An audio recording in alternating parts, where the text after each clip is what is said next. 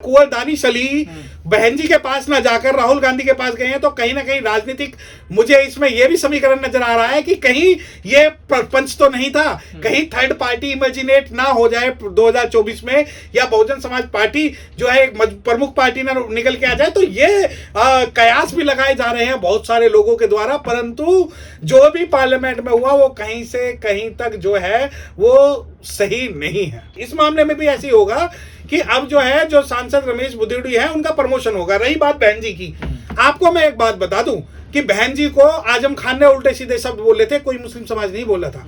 महेंद्र टिकैत ने उल्टे सीधे शब्द बोले थे, कोई समाज नहीं बोला था।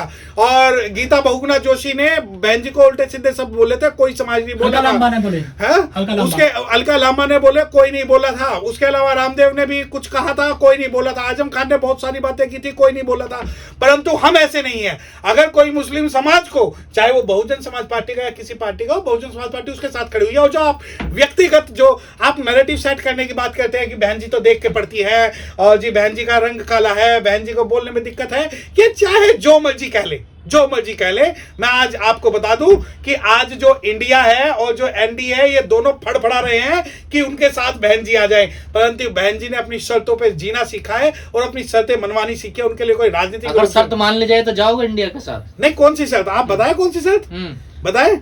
कांग्रेस झारखंड में, राजस्थान में, मध्य प्रदेश में, छत्तीसगढ़ में अगर समझौता करती है आपसे तो जाओगे? नहीं, ऐसी देखिए आप मुझे नहीं पता कि कौन सी राजनीतिक बात कर रहे हैं। बहुजन 2024 के चुनाव को लेकर मैं सुनिए, जो कंडीशन आप बता रहे हैं, बहन जी इंडिया में तब शामिल होगी जब ये कोई भी मनुवादी लोग जो है थर्ड फ्रंट में शामिल ना हो। ये लाल धागे और लाल डोरे वाले जो विचारधारा से वहां से जुड़े हुए हैं। और अगर आप थर्ड फ्रंट का क्रिएट करना चाहते हैं तो उस थर्ड फ्रंट में के अंदर बहुजन समाज के उन पार्टियों को रखना होगा जो कि इनकी बात नहीं करते। और अगर आप नहीं, आपकी शर्त तो यही है ना, बीएसपी का अगर यूपी में गठबंधन होता है तो राजस्थान, मध्य प्रदेश, झारखंड, छत्तीसगढ़ ऐसी ऑफिशियली कोई भी शर्त बहुजन समाज पार्टी की इंडिया गठबंधन के साथ नहीं है। बहुजन समाज पार्टी अकेले इलेक्शन लड़ती थी और अकेले इलेक्शन लड़ेगी।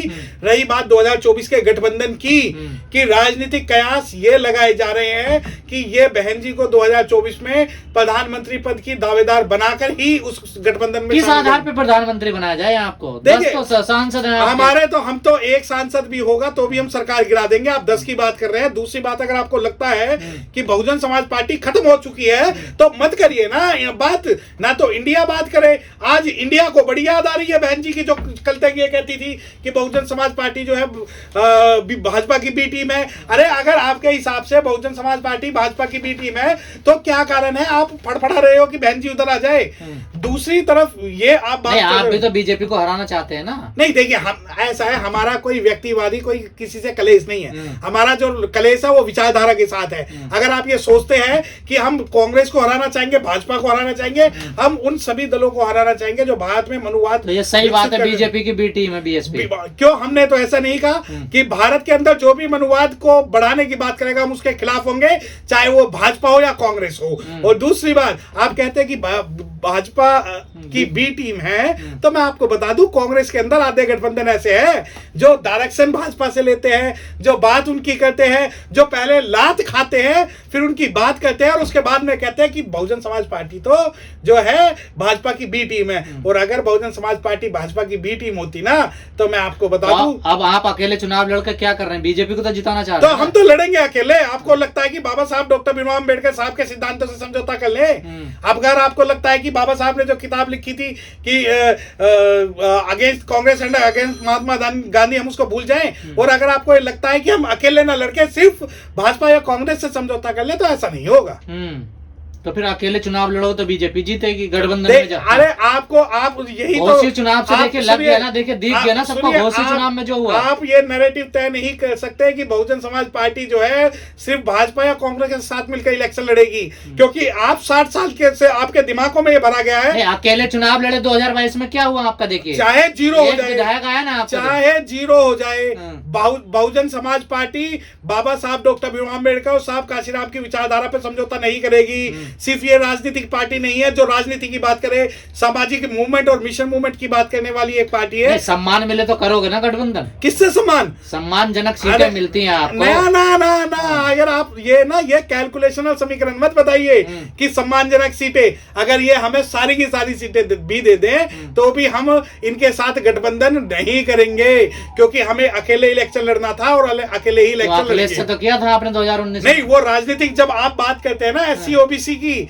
तब वो उस गठबंधन के लिए हुआ था, कोई राजनीतिक फायदे के लिए नहीं हुआ था। और उसमें भी हमें, अगर आप ये सोचते हैं कि हमारा ये झुकना था, हम सिर्फ आइडियोलॉजी की वजह से और बहुजन समाज की मांग की वजह से झुके थे। और बहुजन समाज के अंदर जो भी पार्टी इन दोनों पार्टियों को हराने का काम करेगी, उस पार्टी के साथ मिलकर हम जो 2024 का इलेक्शन लड़ सकते हैं, और जो है हम अकेले कांग्रेस सपा को जो हराएगी उसके साथ लड़ोगे आप? देखिए, आप फिर मेरे मुंह में वही कहना चाहते हैं कि कांग्रेस, मैं तो कहता हूं कांग्रेस, सपा और भाजपा हम तीनों को हराने का काम करेंगे। अगर सपा को ये लगता है कि वो अनुसूचित जाति पे अत्याचार कर लेंगे और हम सारी चीजें भूल जाएंगे, हमें साथ धोखा कर देंगे, तो हम ऐसा नहीं। संविधान बदला जा रहा है। देखिए संविधान बदला जा रहा है। संविधान बदलने की जो प्रक्रिया, वो एक दिन की प्रक्रिया नहीं है, रोज बदली जा रही है। एक तरफ तो जब पार्लियामेंट के अंदर आप जब संविधान बदला जा रहा है, जब प्रमोशन रिजर्वेशन में बिल की बात हुई थी, तो नगीना के जो सांसद थे सपा से, उन्होंने बिल फाड़ा था।